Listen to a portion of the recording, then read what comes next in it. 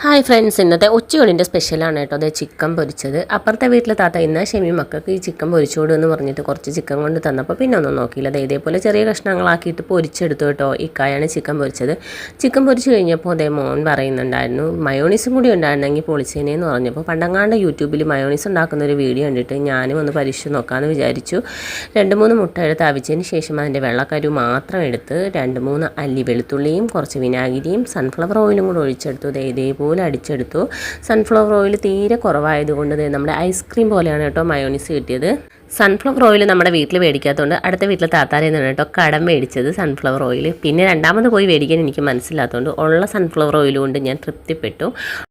കുറച്ച് കട്ടിയായി പോയെന്നേ ഉള്ളൂ. ടേസ്റ്റിനൊന്നും ഒരു വ്യത്യാസമില്ല, നല്ല അടിപൊളിയായിട്ടുണ്ടെന്ന് ഇക്കായും മോനും പറഞ്ഞു കേട്ടോ. അപ്പോൾ അതേ നമ്മൾ ഉച്ചഭക്ഷണം കഴിക്കാനായിട്ട് എല്ലാം സെറ്റാക്കിയിട്ടുണ്ട്. നമ്മൾ തറയിലിരുന്നാണ് കേട്ടോ എല്ലാവരും കൂടെ ഒരുമിച്ചാണ് ഉച്ചഭക്ഷണം കഴിക്കുന്നത്. ഇപ്പോൾ കൊതിച്ചിലാണ് റിസ്വാൻ. ചിക്കൻ പൊരിച്ചത് ഇപ്പോൾ തിന്നുകൊണ്ടിരിക്കുകയാണ് ഈ റിസ്വാൻ. സോസുകൾ ഫുൾ എടുക്കുകയാണ് ഈ റിസ്വാൻ.